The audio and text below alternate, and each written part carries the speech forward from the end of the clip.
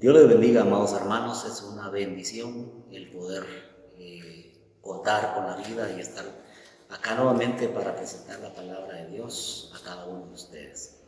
Deseo mucha bendición, mucho éxito en su vida y en su familia, esperando de que Dios esté a su lado.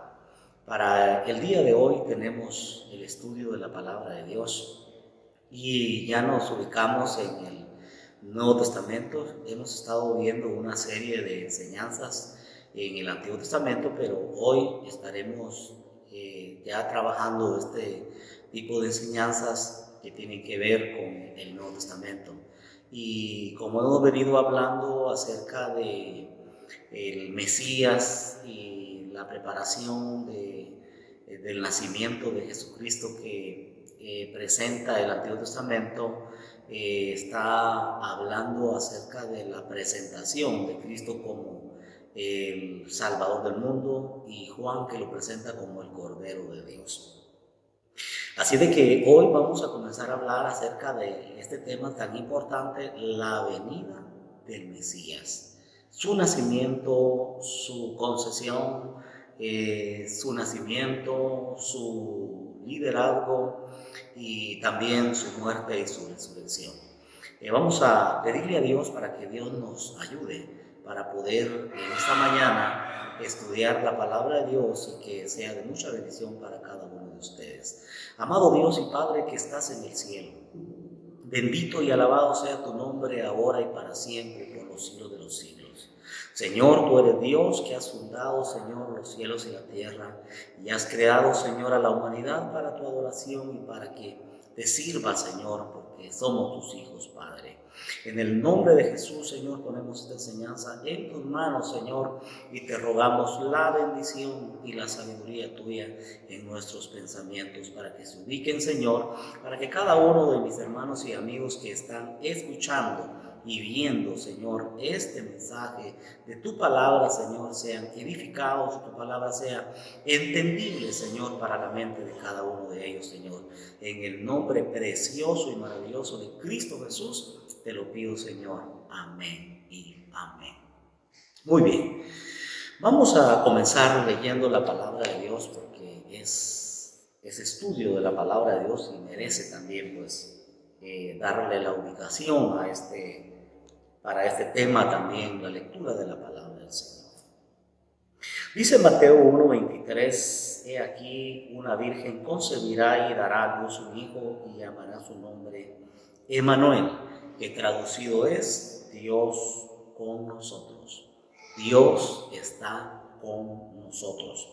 Ese es el texto que vamos a ver para hablar acerca de este tema de la venida del Mesías. Dios envió a su Hijo, a su único Hijo, a Jesucristo, para que salvara al mundo del pecado.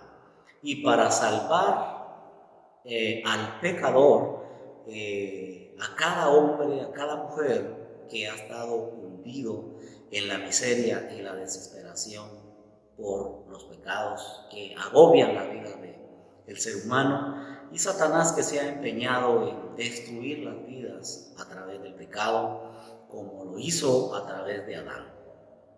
A través de Adán entró el pecado por un hombre que Dios había creado para que fuera a su imagen y a su semejanza y que le sirviera a él de todo corazón, con toda entrega. Lastimosamente, Adán fracasó con su esposa y, bueno, dejó de ser ese reflejo de santidad que Dios deseaba. Pues fracasó Adán y Dios levantó a Jesucristo. A este sin ningún pecado, a Jesucristo, el único Salvador del mundo, al que sí venció el poder y la fuerza de Satanás, a pesar de las ofertas de Satanás allá en el desierto. Pero él fue gran vencedor de todo esto, por lo tanto, el único Salvador del mundo que está a punto de nacer es el que trae la salvación a la humanidad. Pero aquí durante años y años ha venido un plan que es el plan perfecto de Dios. El plan perfecto de Dios radica en que Jesucristo sería la persona que vendría al mundo para poder restaurar la relación destruida que Satanás ha mantenido por siglos en la vida del ser humano con el Señor. Cristo viene para salvar a la humanidad y para presentarla a la humanidad sin ningún pecado delante de Dios el Padre.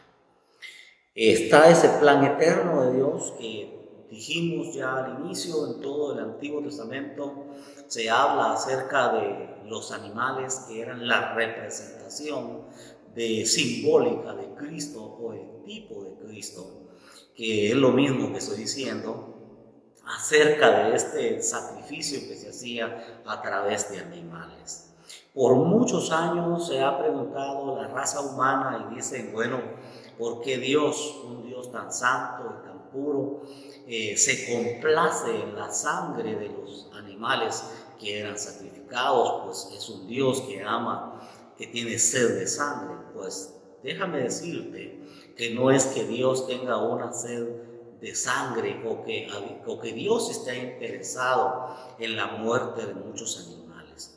Pues claro, lo dice su palabra también en el Antiguo Testamento, que Dios no se agrada de toros engordados, de machos cabríos presentados, ni de la sangre de ellos. De eso no se agrada a Dios. De lo que Dios se agrada es de la obediencia que el ser humano debe de presentar delante de Él. Por lo tanto, el que necesita la sangre no es nuestro Señor, sino nosotros. Somos los que necesitamos esa sangre para que pueda limpiar y expiar nuestros pecados.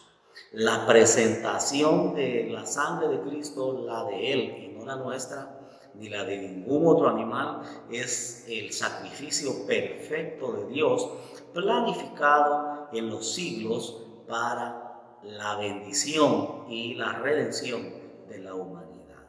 Entonces no tenemos a un Dios que se complace de sangre.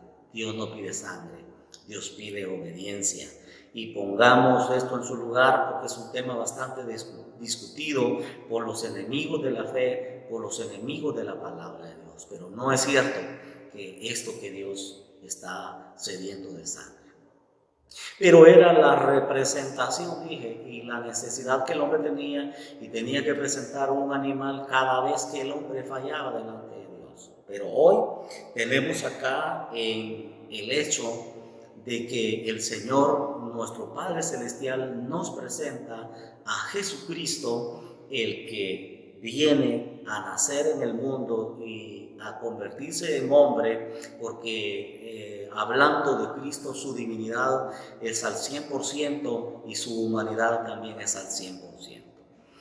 En esta situación, para esta enseñanza, es necesario que Jesús viniera al mundo para concluir con su muerte y ponerle fin a ese pecado que destruía nuestro vivir. Hoy cada uno de nosotros encontramos en Cristo la gracia que nos da vida, que nos sustenta y que nos ministra para honra y gloria del Señor. El nacimiento de nuestro Señor Jesucristo fue de la siguiente manera: su infancia. Nosotros vemos la infancia de Jesús cuando es presentado en el templo como la costumbre judía, pero veámoslo en su nacimiento, porque Dios preparó todo el camino para el nacimiento del Mesías, y es San Mateo capítulo 1, versículo 8, que nos habla acerca de esto. Y dice la palabra de Dios de esta manera. Vamos a leer 1:18. El nacimiento de Jesucristo fue así: estando desposada María su madre con José, antes que se juntasen, y halló que había concebido del Espíritu Santo. José, su marido, como era justo y no quería infamarla, quiso dejarla secretamente. Y pensando él en esto, he aquí un ángel del Señor le apareció en sueños y le dijo: José, hijo de David, no temas recibir a María, porque lo que en ella es engendrado del Espíritu Santo es. Versículo 21, y dará a luz un hijo y llamará su nombre Jesús, porque él salvará al pueblo de sus pecados. Todo esto aconteció para que se cumpliese lo dicho por el Señor por medio del profeta, cuando dijo: he aquí, una virgen concebirá y dará a luz un hijo, y llamará su nombre Emmanuel, que traducido es Dios con nosotros. Tenemos la presentación de una pareja de jovencitos que están a punto de casarse. Y es tan importante notar acá cosas que hemos ido descubriendo a través de la palabra de Dios. Lo primero que se puede apreciar ahí es que a María no le importó su relación que tenía con José para poder ser instrumento de Dios para llevar en su vientre y ser la portadora del Hijo de Dios por obra del Espíritu Santo. Por el otro lado tenemos a José, un hombre también muy humilde de la descendencia de David, como lo dice la palabra de Dios, que tenía el carácter para poder desposar a su prometida e irse en secreto, pero no lo hizo porque el ángel del Señor habló con él y le dijo que lo que había en el vientre de María era obra del Espíritu Santo. Cosas que las podemos nosotros contemplar con quizá y pasarlas por alto porque parecen muy sencillos estos detalles, pero la verdad es que son de mucha vitalidad en la fe de cada creyente, porque el nacimiento de nuestro Señor Jesucristo estaba planificado por Dios y Dios cumple sus promesas y Dios lleva a cabo el pacto que había establecido con Israel, y por obra y gracia del Espíritu Santo también fuimos alcanzados nosotros para recibir a Jesucristo como nuestro Salvador y que Él viniera al mundo. María recibió esta noticia y la recibió con mucho gozo y dijo: ahora las naciones me llamarán dichosa o bienaventurada, porque consideró que lo que ella iba a hacer como un instrumento de Dios era algo muy especial, algo que no pasó con ninguna otra mujer del mundo, ni ha pasado ni pasará nunca lo que sucedió con ella. La orden del ángel es que iba a tener nuevamente reconocerla como su esposa José, pero después que naciese Jesús, el Mesías, el Hijo de Dios. Y el plan de Dios es perfecto. A pesar de estar a punto de contraer matrimonio, se sintió muy alegre de llevar en su vientre al Hijo de Dios. Sintió alegría, pero no solamente esto, nació el niño y sabemos todo el proceso, no nos vamos a detener a hablar de eso. Nació el niño y el niño fue de bendición, y hay un periodo de tiempo allí donde no se menciona más a Jesús, desde que lo vemos en el templo a los 12 años hablando con los rabinos y hablando muchos temas con los maestros de la época, y hablando con una seguridad tan grande como el Hijo de Dios y la relación que tenía Jesús con la nación de Israel y el conocimiento que tenía de los acontecimientos en Israel hasta la fecha. Ellos quedaron sorprendidos, los rabinos se sorprendieron de ver a un niño de 12 años con tanta sabiduría. Pero a partir de los 12 años de Jesús y la última aparición en el templo, donde se les extravió a José y a María, porque los niños viajaban con sus padres, eran dos grupos, las mujeres viajaban aparte y los padres viajaban con sus hijos, por lo que José tenía que llevar al niño.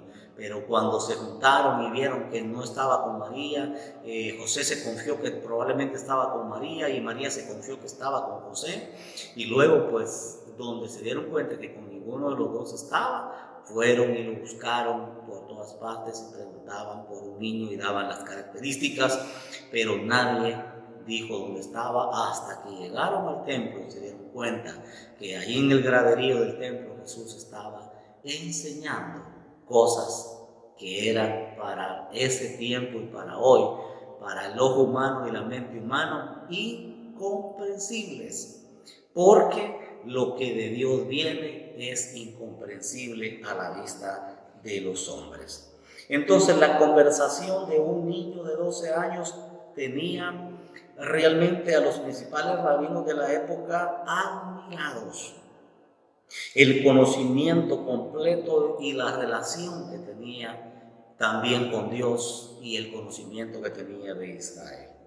Pero esta fue la última vez que fue visto Jesús, y de allí ninguno de los evangelios nos dice nada de la niñez de Jesús ni de qué hizo él. Hay muchas deducciones y muchas interpretaciones, que allí hay un periodo entre 18 a 19 años de la vida de Jesús, que es el silencio de Jesús, donde no se habla absolutamente nada de él. Algunos escritores deducen que Jesús fue a prepararse a un lugar, a una isla, esta es nada más una teoría, para prepararse para llegar y enfrentar la muerte de la cruz. Quizá más o menos pensando en lo que los chinos piensan, que Jesús lo que practicó en la cruz fue el yoga, nada más fingió estar muerto. Probablemente esa sea la teoría de ellos. Pero otra de las teorías es que Jesús se dedicó a la construcción en la carpintería de su padre José. Esa es otra de las teorías, la Biblia no lo dice. No dice la Biblia que crecía y trabajaba en la carpintería, sino lo que dice la palabra de Dios es que el niño crecía y se fortalecía y tenía mucho conocimiento de Dios y de su palabra. Pero la más acertada, y yo con esa me he quedado, es que la ley de los judíos enseñaba que los niños tenían que ser instruidos en el conocimiento de las leyes y en el conocimiento mismo de ir a estudiar. Para esa época un niño estaba muy ocupado en sus estudios, y yo me imagino que también Jesús pasó por ese proceso. A pesar de toditito el conocimiento que él tenía, pero él vino para cumplir toda la ley. Él lo dijo en una de sus actividades y en una de sus enfrentamientos con los fariseos. Yo he venido para cumplir la ley, dijo, y no para abrogar la ley. Por lo tanto, considero que Jesús era un experto en conocimientos, porque él era Dios, pero también humanamente tuvo su preparación. Yo me quedo con eso. No sé usted con cuál de las teorías que escucha en ese periodo de silencio, que no se dice nada de Jesús, yo no sé con cuál usted se queda. Pero yo me quedo con esa, porque considero que es la más acertada en el cumplimiento de la ley. Luego vemos a Jesús a los 30 años aparecer para un liderazgo muy glorioso. En la aparición de Jesús a los 30 años podemos contemplar que antes de esto aparece un personaje conocido como Juan el Bautista. Juan el Bautista es conocido como el precursor de Cristo, como el que prepara el camino del Señor. Así es la manera de interpretar a Juan el Bautista en su personaje. A Jesús le preguntan que quién era Juan el Bautista, y Jesús con mucha humildad dijo que Juan el Bautista era más que un profeta, porque era un hombre apegado a la santidad y predicaba el bautismo del arrepentimiento. Cuando Jesús vino, va y es bautizado en el río Jordán, y Juan con humildad le dice: tú vienes a mí para que yo te bautice, pero tú deberías de bautizarme a mí, ya haciendo una interpretación de esta palabra. Entonces reconoce Juan que él era un pecador, que Juan era un pecador, y que Jesús es lo que dice la palabra de Dios que es Él. Jesús es sin pecado. Él no conoció pecado, y Juan lo reconoce allí y dice: tú deberías de venir a mí para que yo sea bautizado por ti, porque tú no tienes pecado y yo sí me considero una persona pecadora. Jesús comienza entonces a la edad de 30 años su ministerio terrenal, el ministerio de Jesús, que duró 3 años. Bautizado y ungido para el ministerio que Dios le había encomendado, según nos habla Lucas en el capítulo 3, versículo 21 al 22. La preparación del Mesías para el trabajo que él venía a hacer. Jesús era la promesa de Dios para salvar al hombre del pecado. Esta promesa de Dios sigue siendo viva y eficaz en los tiempos nuestros. Jesús sigue siendo la palabra, Jesús sigue siendo la verdad para cada uno de nosotros. Pero antes de que Él iniciase su ministerio, sucede lo que yo ya hablé a ustedes. Jesús es bautizado. Y en ese momento de ser bautizado, Jesús recibe allí la aparición de la Trinidad de Dios en el bautismo. Aparece en forma corporal de paloma, en forma presencial de paloma, aparece el Espíritu Santo de Dios. Y allí reunidos el Padre, el Hijo y el Espíritu Santo en una Trinidad gloriosa que se conforma en ese momento allí, y Jesús también recibe esa promesa del Espíritu Santo de Dios. Fue algo glorioso, inexplicable, estimado hermano y amigo, a la mente humana lo que ahí sucedió. Fue un acto heroico, glorioso, lleno de la presencia de Dios, lleno de la santidad de Dios. Pero después de su bautismo y de estar ahí lleno del Espíritu Santo, Jesús va y es tentado en el desierto, según lo dice Lucas también en el capítulo 4. Jesús va para estar ahí 40 días y 40 noches en un ayuno glorioso y en vigilias para poder exaltar y glorificar a Dios en su ministerio que iba a iniciar. Importante que Jesús, siendo el Hijo de Dios, tenía una constante relación con su Padre.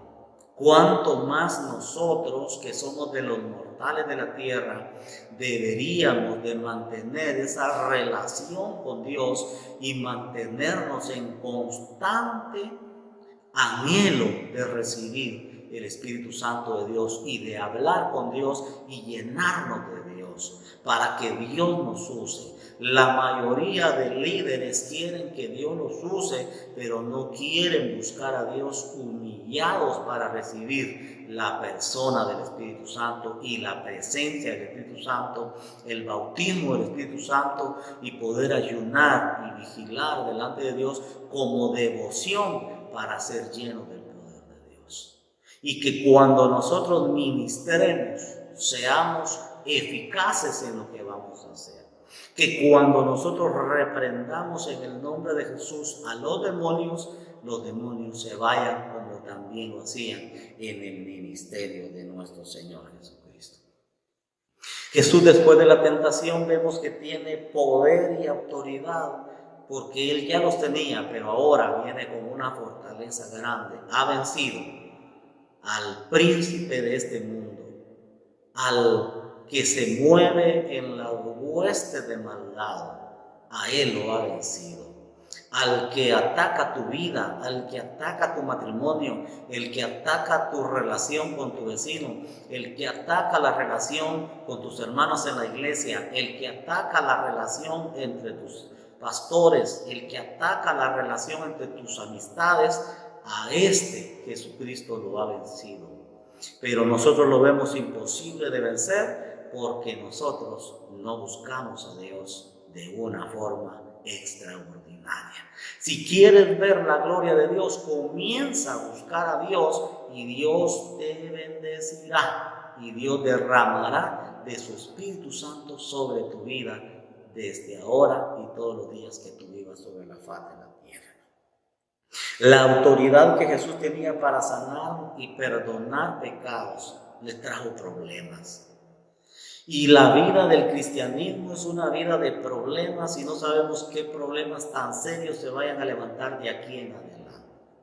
Porque las noticias las hemos oído nosotros y gente que es muy de alto rango en el mundo, en el liderazgo de la religión, vamos a hablar de la religión, se han postulado en una creencia errónea y abriendo la puerta para que el mal ahora se expanda con más prontitud, hablando del pecado que está agobiando a la humanidad. Es increíble cómo nosotros estamos viendo que los mismos líderes religiosos están abriendo la puerta para el matrimonio entre hombre con hombre y mujer con mujer. Entonces las cosas que vendrán, no sabemos qué cosas serán, pero las que Jesús enfrentó, por lo menos nosotros vemos que cuando Él sanaba, Él decía a los enfermos, vayan y no se lo digan a nadie.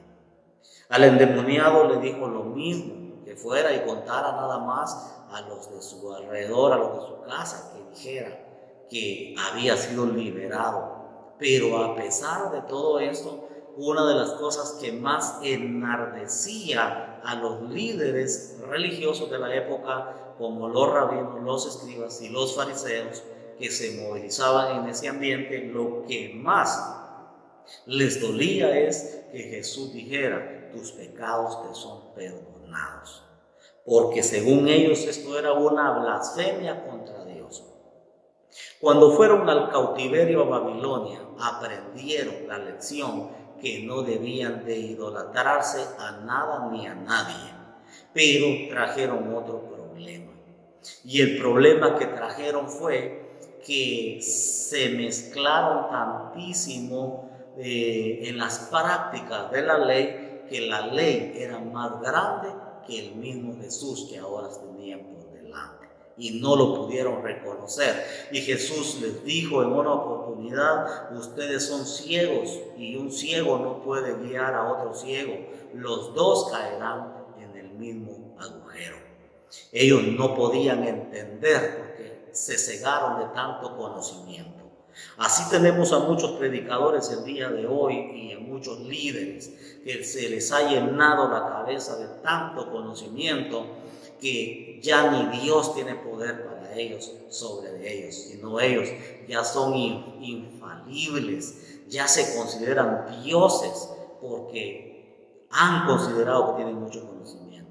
Esa sabiduría no sirve absolutamente para nada. Eso es diabólico y hay que desecharlo en el nombre de Jesús, porque lo que aquí vale es el poder de la palabra de Dios. No nos confundamos ni nos dejemos engañar por ese tipo de gente que piensa tener tantísimo conocimiento y piensan que nosotros vamos a venir y nos vamos a postrar y les vamos a besar la mano con su amigo. Que el Señor reprenda al diablo, porque no lo vamos a hacer, porque reconocemos que Dios es nuestro máximo líder y Él enfrentó la oposición y hasta la misma muerte por estos mismos líderes religiosos por llevar a cabo el cumplimiento de su palabra. Entonces esto los enardecía tanto el que Jesús dijera que tenía poder para sanar y para perdonar pecados. Se volvieron tan legalistas en el cautiverio que ellos mismos se consideraron que eran tan importantes dentro de los judíos. Nunca olvidemos que aunque Dios nos esté usando de una manera extraordinaria en nuestro ministerio, en nuestro liderazgo, que la honra y la gloria sea para el Señor y no para nosotros, porque nosotros no somos absolutamente nada ni nadie para que nosotros nos podamos creer tan importantes. Jesús sigue teniendo el mismo poder para perdonar pecados el día de hoy. Jesús sigue teniendo la misma autoridad para sanar el día de hoy.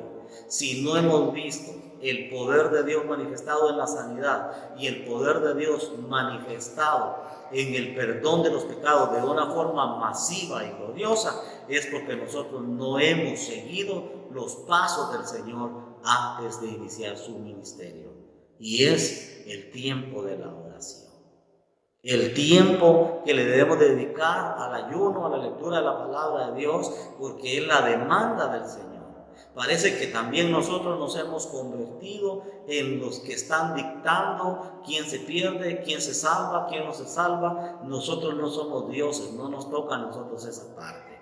Al que le toca es a Dios juzgar a las personas. Nosotros no podemos decir, este se va a salvar, este no se va a salvar. Esa autoridad es de Cristo. Nunca olvidemos nosotros eso, estimado hermano. Piense en eso.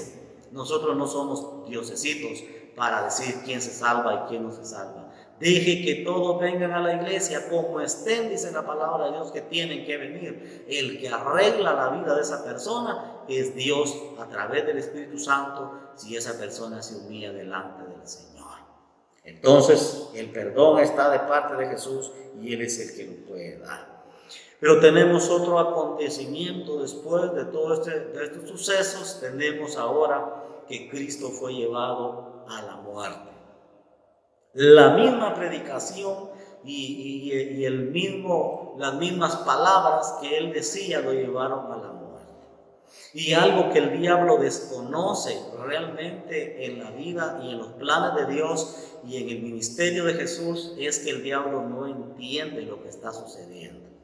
El diablo no podía entender que la muerte de Cristo era victoria para nosotros y victoria también para el mismo Cristo, porque Él es el heredero del trono y Él está sentado en esa silla y gobierna por los siglos de los siglos. Una vez más el diablo fue derrotado por nuestro Señor Jesucristo y el diablo pensó que con su muerte, con la muerte de Jesús, terminaba todo. Lo que no sabía es que con la muerte de Jesús inicia un gran reino glorioso.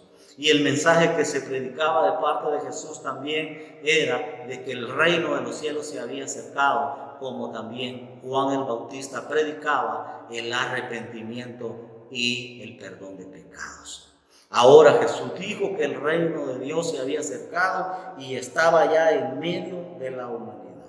Juan en el capítulo 19, versículos 16 y 18, Juan es el que nos presenta la muerte y la resurrección de nuestro Señor Jesucristo con un montón de detalles, pero nos presenta a Jesús Juan como el Cordero de Dios, el que quita el pecado del mundo. Así nos presenta Juan a nuestro Señor Jesucristo, como el Cordero de Dios que quita el pecado del mundo.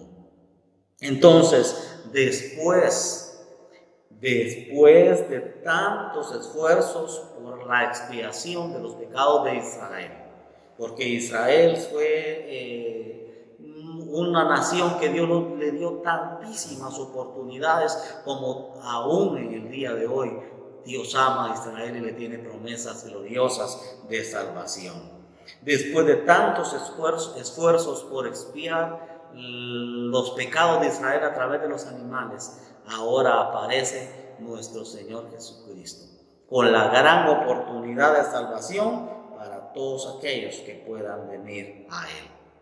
Jesús padeció en su propio cuerpo una muerte lenta y dolorosa, porque fue amarrado a ese madero y también clavado y amarrado a ese poste. Y Jesús murió en una muerte por sofocamiento. Murió faltándole el oxígeno en sus pulmones por la forma en que Él estaba colgado en ese madero. Dolorosa la muerte del Señor, pero victoriosa para nosotros el día de hoy. Porque hoy contamos con la vida que el Señor nos da, tanto la vida física como la vida espiritual. Son un regalo de Dios y nosotros debemos de comprender esa bendición que el Señor nos ha dado mediante su muerte. Jesús resucitó de entre los muertos según Juan 20, el versículo 1 y 11 y luego el 22. Nunca la muerte ha tenido poder sobre Jesús, nunca, ni tendrá poder sobre nuestro Señor Jesucristo. Cristo es vencedor de la muerte y la muerte nunca tendrá poder sobre él. Por eso su palabra dice: ¿dónde está, oh muerte, tu aguijón, oh sepulcro, tu victoria? La victoria está en Cristo Jesús y nosotros tenemos victoria mediante la muerte de Cristo. Su muerte nos hace victoriosos sobre el pecado y sobre la muerte, porque la muerte espiritual no tiene ningún poder sobre nosotros, porque Cristo nos ha dado vida, y vida en abundancia. Que Dios nos ayude, hermanos, para serle fieles al Señor mientras vivamos, y que la gracia del Espíritu Santo esté con cada uno de ustedes y nos ayude cada día a entender que la venida del Mesías a este mundo no ha sido en vano. Nosotros somos el reino de Dios. Que Dios te ayude a ti para que seas parte del reino de los cielos, de los salvos, de los redimidos, de la gente que Dios viene un día a llevar a su iglesia. Estimado hermano, estimado amigo, Dios te bendiga por estar atento a la palabra de Dios. Que el Señor te guarde, te recompense en gran manera por lo que tú haces por la obra del Señor. Hasta en una próxima, si el Señor así lo permite. Dios te bendiga ahora y para siempre. En el nombre de Jesús. A ti que te reconcilias con Dios, le pedimos a Dios que te perdone. Aceptando a Cristo, le pedimos al Señor que te acepte en sus brazos gloriosos. La bendición de Dios sobre tu vida. Tengan un buen día. Dios les bendiga.